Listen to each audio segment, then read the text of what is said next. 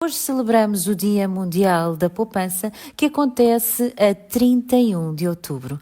Esta data foi criada em 1924 durante o primeiro Congresso Internacional de Economia em Milão, com o objetivo de alertar sobre a importância de disciplinar os gastos e acumular liquidez para evitar o sobreendividamento. Poupar dinheiro. Parece simples, não é? Vamos ver o que está realmente por trás deste hábito. Na prática, poupar é isto, adiar um gasto hoje para se poder gastar mais amanhã. Mas porquê esta troca? Bem, é tudo uma questão de segurança e de criar novas oportunidades. No fundo, há 3 grandes motivos para poupar: segurança, planeamento e, claro, os nossos sonhos. Primeiro, os imprevistos. Ter uma almofada financeira dá uma tranquilidade enorme.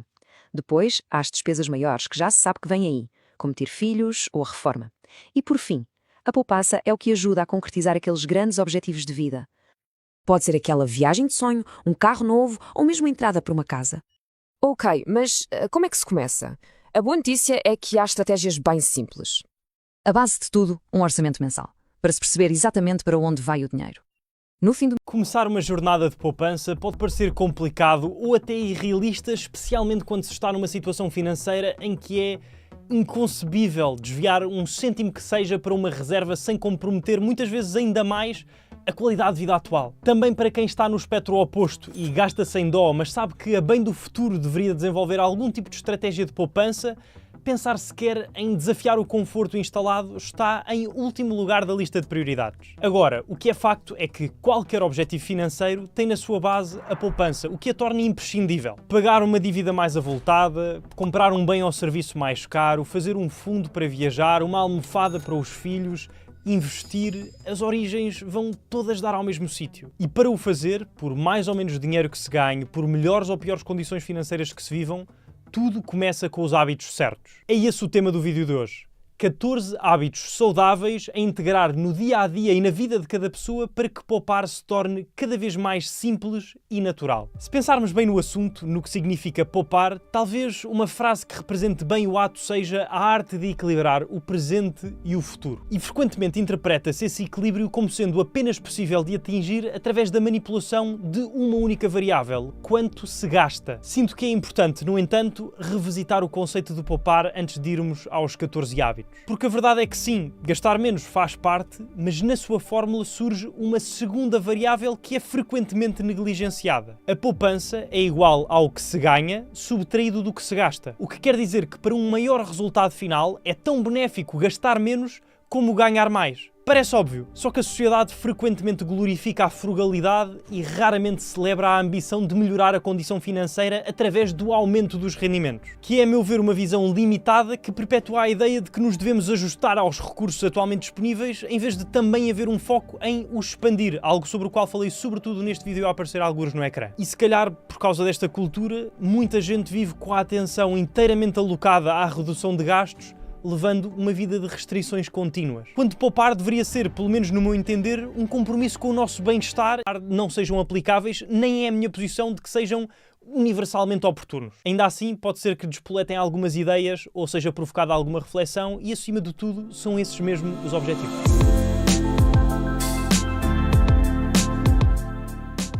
Resolvi dividir esta lista de 14 hábitos em 3 categorias: hábitos de poupança, de consumo e de utilização. Sem mais demoras, comecemos pelos hábitos de poupança. 1. Já dizia o senhor da nota de $100, Benjamin Franklin, que falhar o planeamento significa planear o falhanço. Faz por isso sentido que o primeiro hábito a mencionar seja o planeamento das finanças pessoais e um seu acompanhamento regular. Na prática, identificar as fontes de rendimentos e despesas para ter uma ideia da situação atual, definir um orçamento mensal com o intuito de se saber a direção para onde se quer ir e acompanhar com frequência a realidade para garantir que não se desvia muito do idealizado. 2. Se recebem os rendimentos para uma outra conta cujo único propósito é acumular o capital. Neste ponto surge uma das... Você já ouviu falar da expressão calcanhar de Aquiles? Pois bem, eu acredito que sim.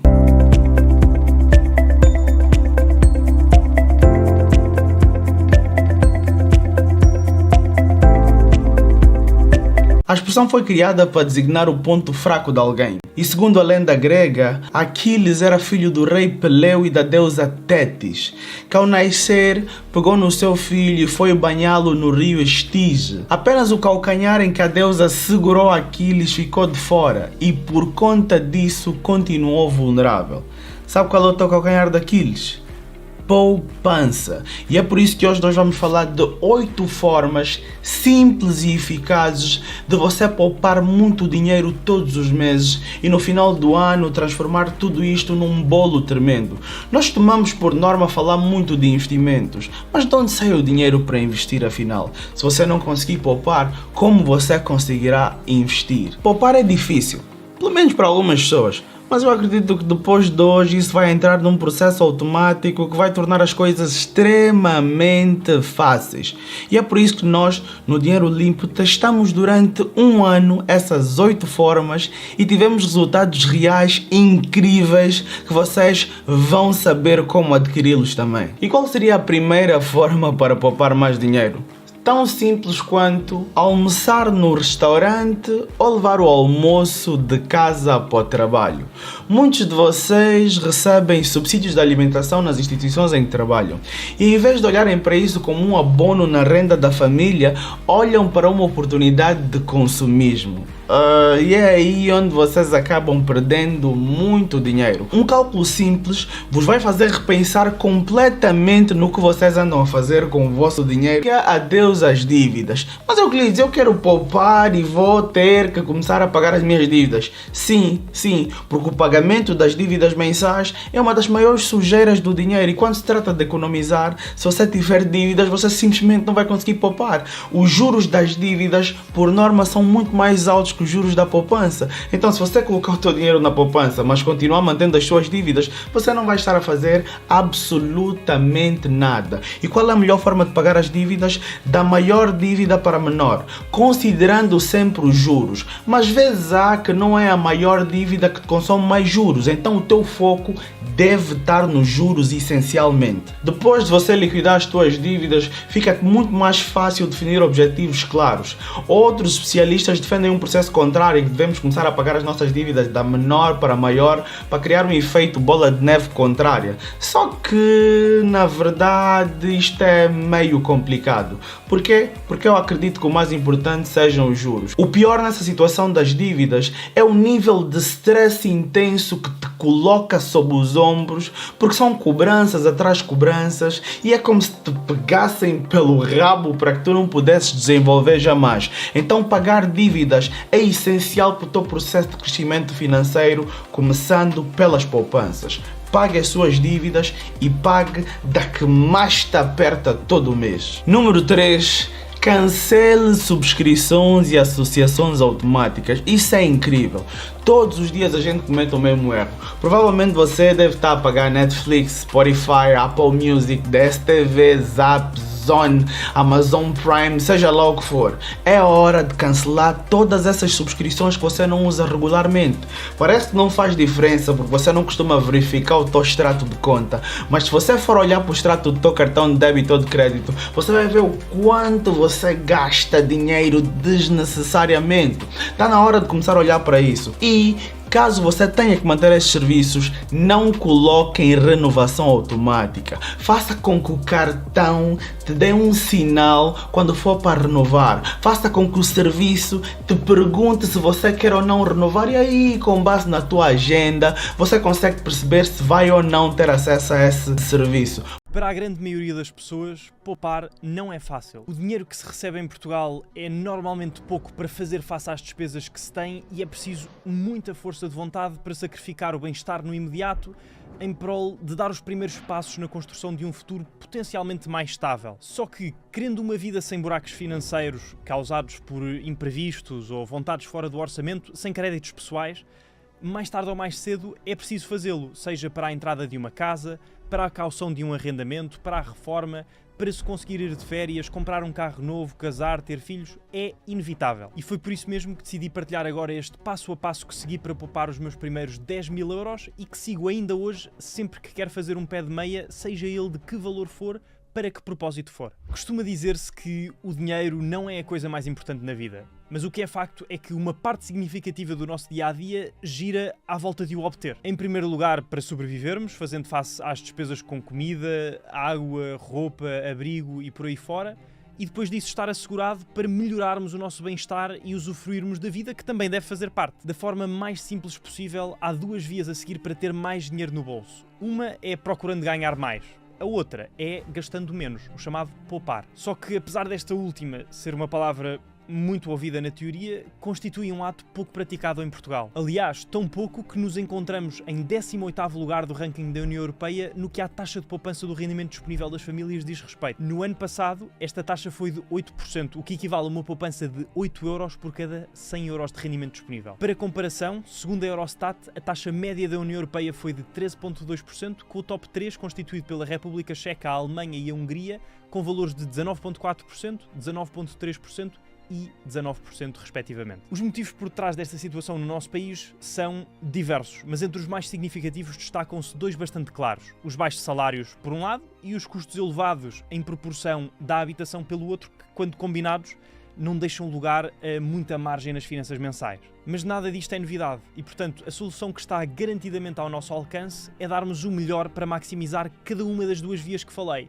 pedindo aumentos, procurando trabalhos mais bem remunerados, arranjando rendimentos complementares e poupando. É em como fazer este último, poupar, que está o nosso foco hoje. São os 5 passos concretos que utilizei para poupar os meus primeiros 10.000 euros e que acredito que qualquer pessoa pode replicar para o seu caso em particular. Claro que para umas será muito mais difícil, exigirá muito mais sacrifício e demorará muito mais tempo do que para outras, pelas mais diversas circunstâncias de vida em que se enquadram. Todos temos situações e experiências distintas. Poupar 10.000 euros em Portugal não é fácil e é preciso ser-se paciente e ter esse objetivo como uma prioridade bem definida para se conseguir abdicar da vida que se tem, que em muitos casos já é dura, e fazer escolhas difíceis. Infelizmente, em certas situações, a única solução é mesmo ganhar mais procurando um trabalho adicional ou oportunidades mais bem compensadas noutros países. O importante, a meu ver, é que se dê o melhor que se consegue em cada momento e não se desista do objetivo, seja ele qual for. Para que cada passo seja o mais específico possível, vamos, como é costume aqui no canal, considerar um caso prático.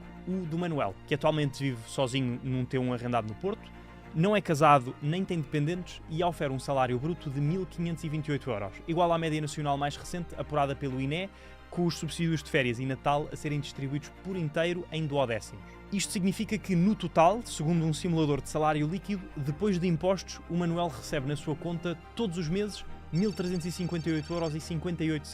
Com este ponto de partida estabelecido, avançamos para o primeiro passo, que é definir os 2 M's da poupança: o montante e o motivo.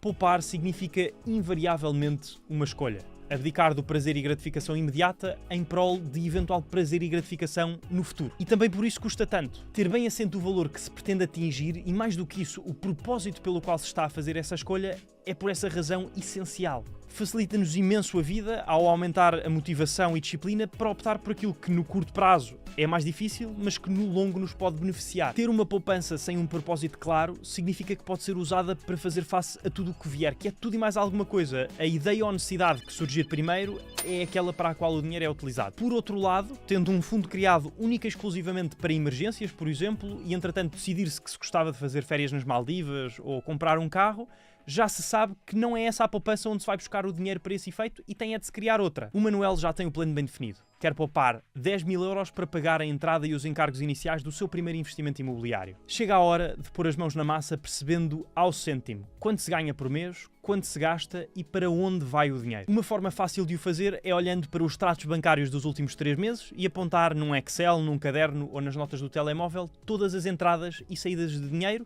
o seu valor e a sua proveniência ou destino. No caso do Manuel, o seu único rendimento é o salário e as despesas são várias. Arrenda este apartamento por 750 euros, os custos com a água, eletricidade e gás são em média 110 euros por mês, gasta à volta de 190 euros em supermercado, 30 euros num pacote de internet, TV e voz, 12 euros em subscrições e 30 euros no ginásio. Para além disso, outros 80 euros por mês vão para despesas associadas ao carro, combustível, portagens e estacionamento. 15 euros de necessidades pontuais relacionadas com saúde e cuidados pessoais, ir cortar o cabelo ou à farmácia, e costuma jantar fora ou fazer atividades com amigos uma vez por semana, gastando por norma 30 euros de cada vez. Depois de tudo isto, sobram-lhe à volta de 22 euros que umas vezes utiliza para ir às compras, outras coloca de lado. Sem ajustes ao orçamento, dedicando-se a poupar estes 20 euros por mês, o Manuel vai demorar mais de 40 anos para chegar ao objetivo dos 10 mil euros. Não é impossível, mas no seu caso está muito, muito longe de ser o desejável e por isso prosseguiu para o terceiro passo. Percebeu que era preciso analisar de forma crítica cada despesa e determinar quais se podem eliminar, porque são menos relevantes do que o objetivo para o qual se está a poupar, daí a sua importância, e das que são essenciais, quais podem ser reduzidas e como, seja através da procura de alternativas mais baratas, de renegociações, coisas do género. No caso do Manuel, a despesa que salta logo à vista por representar mais de 50% do seu rendimento líquido é a habitação. Apesar de essencial e de gostar muito de viver sozinho no seu espaço com as suas coisas, o Manuel percebe que é um gasto muito relevante que o está a impedir de atingir os seus objetivos, nomeadamente